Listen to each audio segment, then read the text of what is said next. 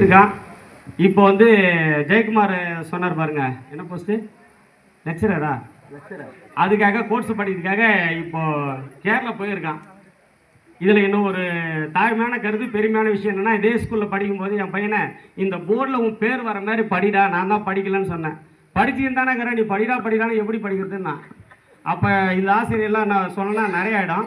ஆனால் நிறைய கஷ்டங்கள் பட்டிருந்தாலும் சரியாக தவறுகள் பண்ணியிருந்தாலும் என்னை விட என்னை நண்பர்கள் அவங்ககிட்ட சொல்லி அவங்கள இம்ப்ரெஸ் பண்ணதால் இன்றைக்கி என் பையன் 2 மார்க்கில் ஸ்கூல் செகண்ட் வந்துட்டான். காயத்ரி ஃபஸ்ட்டு. என் பையன் அந்த 2 மார்க்கில் மிஸ் பண்ணதை இன்னி வரைக்கும் மிஸ் பண்ணான்னு சொல்லிக்கிற வழியே அவன் முன்னே அந்த அளவுக்கு அந்த 2வது வந்தது இன்னும் சொல்லவே இல்லை.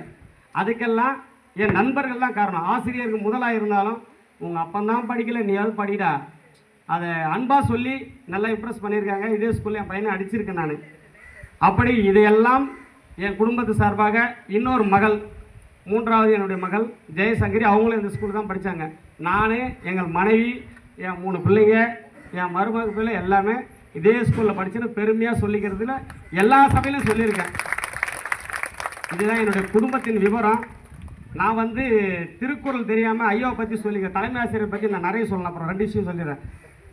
ஐயா திருக்குறள் தெரியாமல் 10th அடிச்சிட்டாரு. தட்சிணாமூர்த்தி காமராஜ் தான் என்னை கட்டடிக்க சொல்லி கூட்டிகிட்டு போயிட்டானுங்க. சமதனூர் தட்சிணாமூர்த்தி அவன் 9th ஃபெயிலு, சீனியரு. காமராஜ் வந்து சாரவண ஸ்கூலில் படித்தான். அவன் வந்து விளையாட்டில் இருந்தான். அதனால் அவன் கூட நிறைய போயிட்டு இருந்தான்.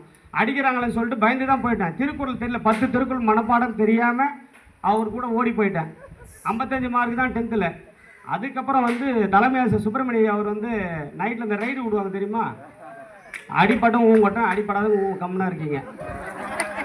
அப்போ வந்து என்னை கேட்டார். எங்கள் அம்மா உடம்பு சரியில்லை, ஹாஸ்பிட்டல் போயிட்டாங்க. நான் மாட்டுக்கு கூழ் ஊற்றிருந்தேன். வெளியே வந்துட்டேன்.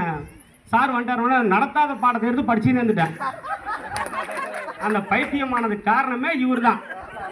எப்படியும் சயின்ஸ் அவர்